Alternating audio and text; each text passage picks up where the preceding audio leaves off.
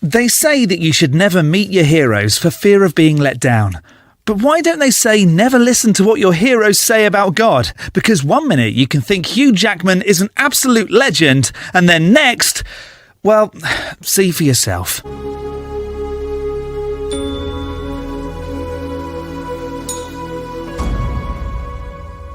Hello, I'm the Skeptic. I watch videos on YouTube that make extraordinary claims, whether that's flat earth or strange conspiracies, but mostly the claim that a god is real, and then explain why I can't accept their position.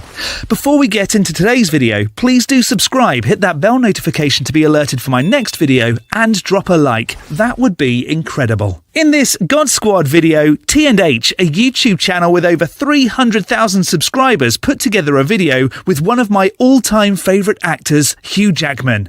But as an atheist, when one of your favourite actors starts trying to define God, can you still hold them in as high regard as before? Just as theists can't take atheists seriously, should atheists be the same towards theists? Maybe we should see exactly what Hugh has to say, and if his definition of God is valid, I can reassess my position as a fan. Hugh, what is God? Simple question, what is God? Take about a lifetime or lifetimes to work it out? Well, I guess that's true, since the debate on whether or not there is a God has been going on for centuries. I suppose, for me, is my idea of consciousness. God is not a thing, something you can necessarily see. It's interesting how he said, for me. Can we take an individual's own definition as what a god could be? If that was the case, there would be more gods out there than we first thought. It is within everything and outside of everything. I believe that God, the absolute, whatever you want to call it, the self, is unchanging. Therefore, pretty much everything I'm seeing has an element of God, but you couldn't call it God because everything changes. You, me, where we're sitting, this river, this planet has a life cycle, birth, death. But my feeling about God is that it exists beyond that, beyond those laws of nature. My feeling. Again, with personal feelings. If God was outside the laws of nature, how could we demonstrate that? Someone could feel that God was inside the laws of nature. So would that be a different God? It is somehow separate to the laws of time. If God was outside of the construct of time, wouldn't that then mean it knew everything that had happened, is happening, and is yet to happen? If that was the case, and it knew what was going to happen, why would it need to do anything in the first place? Matter, space. And that's about as close as I've come to any realization of what God is. It seems that this is less a realization and more a personal explanation to help get your head around an idea. God is unexplainable. It is a concept that you can't put into words. God is an experience. I was introduced to meditation about 15 years ago, and I meditate twice a day. And if I ever feel close to knowing what God is, it's somewhere in the boundary of that half-hour period. I think the basic idea of the meditation I do is to quieten the mind. Now, I've never practiced meditation, but I am aware of the positive effects it has. Do I believe that meditating can bring you closer to God? Not a chance. But it's always good to clear your mind and focus your breathing, right? Just let all that instrument calm down. And I sometimes have experiences where I feel a little out of body. But does feeling out of body mean that there's a God? Ideas of Hugh Jackman as a father, as an actor, all those roles we play just seem to melt away. And somewhere in there is where I have some glimpse at what God is. And it's a feeling. God is a feeling. Couldn't you just say that the feeling you're having is the actual feeling rather than relabeling it God? And it's blissful. And it can go like that, and every minute you try and grab onto it, it's gone. Is that because there's a chance it was never there? Could that even be a possibility? It's a different experience every time, but I get glimpses of something that energizes me on such a deep level. If it's different every time, how do you know it's caused by the same entity each time?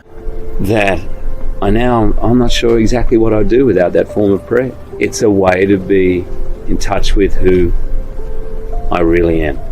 Again, what if there was a chance that you feel or discover who you really are because of you?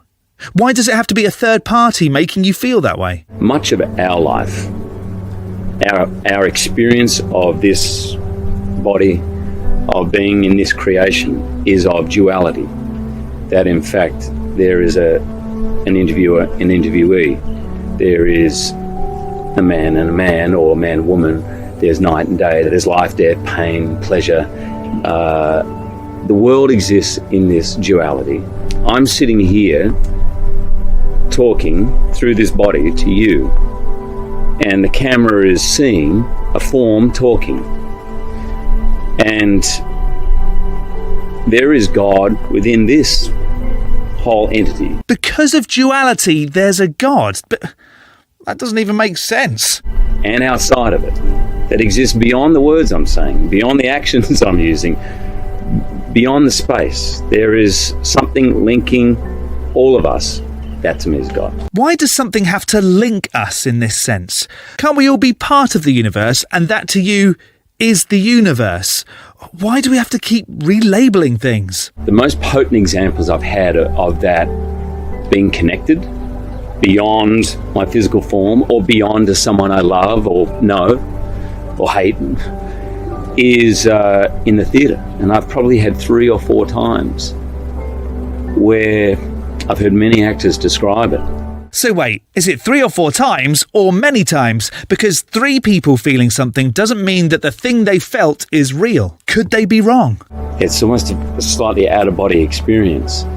But you can stand on stage with 2,000 strangers and feel like you know them intimately and they know you intimately, and feel completely safe.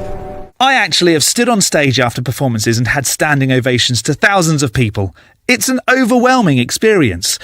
But I've never linked that to a God, merely to people being appreciative of a good job.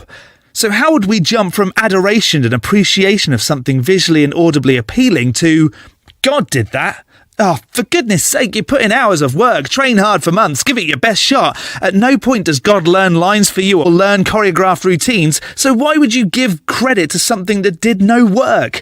Unless, of course, you can demonstrate it helped you do all those things, in which case, carry on. You can open up your heart, and they're opening their heart, and you're completely connected. Connected in the sense that they're watching you do a great job. Their senses are focused on you. Maybe that's the word that's needed here. Focused rather than connected. In that instant, a feeling of absolute privilege that you can experience it, and so powerful that it raises the hairs on the back of your neck. And here's the frustrating thing about it. You can't make it happen. You can try your heart out. You can be the most dedicated actor of all time, and you can always do good shows, but of all the shows I've ever done, the years of being on stage, probably only 3 or 4 times have I really felt it. And it's a pure blessing. Okay, stripping this back, Hugh gets hairs that stand on end when he feels like he's doing a good job.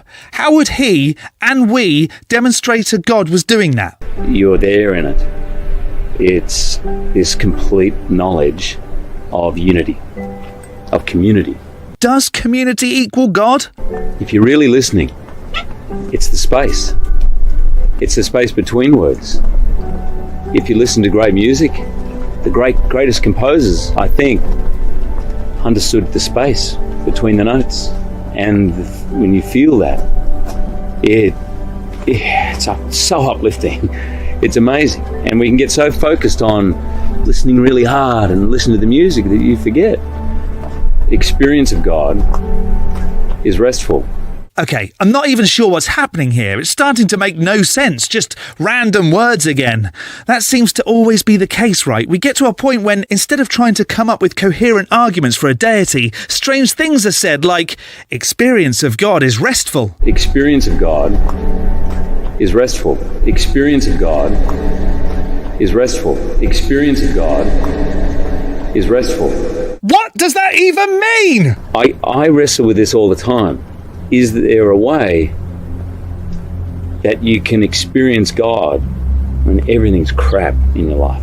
Here we go. Is there a way? Because this would be good to test if it's real. I try and do this every day. I know you probably think I'm weird, but I will, at the end of a shower, always turn on cold as a little reminder that that's not going to affect who I am.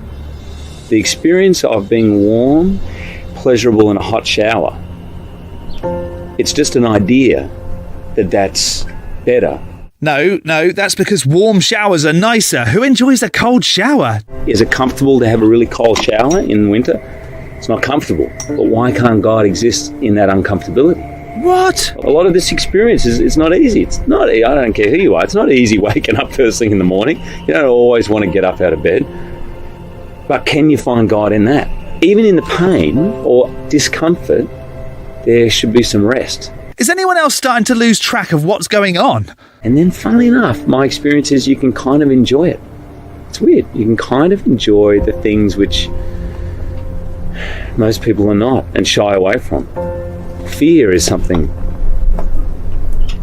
that is, I think, the greatest disease of modern times.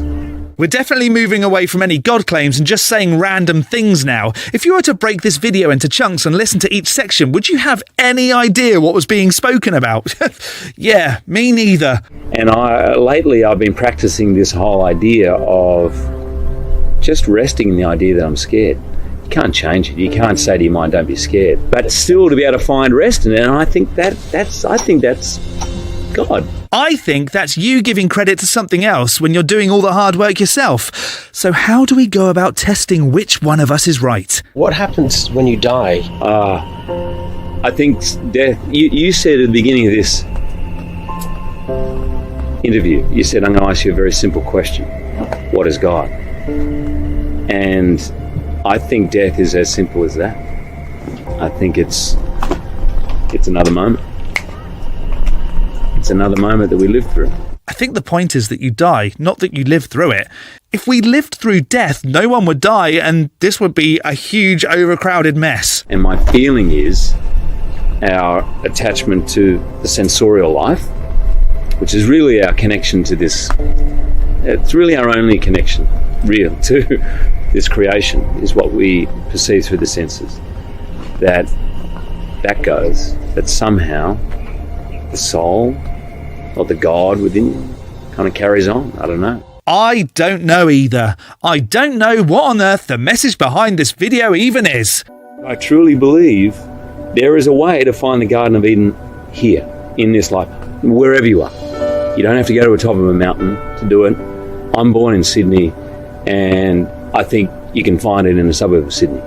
I think it's totally your interpretation of life, the way you live it. And I say that only because I feel like I've had a few moments of experiencing it. So why call it Eden? Can't you call it happiness or being content? Sometimes in meditation, I've had a few moments on stage, some moments in relationships. So paradise could be here on earth? Yeah. What about hell? What is your definition of hell? The definition of hell that I was taught when I was younger is absence of God. Now, I don't think you can be absent from God because God is in everything. But I do think that you can get so far away from the laws of nature, that the experience of life is hell. It must be. I'm not entirely convinced Hugh is a theist. He may carry the label, but it sounds as if he's moving into his own way of making things make sense. I haven't done it or been close to doing it, but people take their life. I think they must be in hell. My feeling of heaven on earth is always realizing that we are by nature truth, consciousness, and bliss. That is actually our nature. It doesn't mean that you won't go through pain, but within painful or hard times, there can be an experience of bliss. Why can't we love our own life when it seems tragic? What is that? Why does that stop? And it's obviously to do with attachment. You can watch a play and you can be crying watching it and absolutely love it. You can enjoy seeing family and friends that you haven't seen in a long time and cry with happiness. So what? And yet, if it was your own life, it could be to the point where you want to kill yourself. And that's because you're attached to it. Whereas when you watch a play, you're not attached to it. You just fully can enjoy the fullness of being human, the human experience. You can enjoy it. I think for me, that's hopefully the secret. Well, I guess we won't find out how we can tell God is within us today. Maybe next time. But have my feelings changed towards Hugh Jackman? Nah, he's just trying to make sense of things and, as a regular human, fills the gaps with supernatural stuff that makes him feel better. Do you get frustrated when your favourite celebrity talks about faith? Let me know in the section below. But at least I can skeptic Hugh Jackman on the list as a pretty decent guy. Don't forget to hit the like button and subscribe if you haven't already. From me, the Skeptic, stay safe, keep thinking logically, and ask questions. Skepticism is the first step towards truth. I'll see you next Saturday.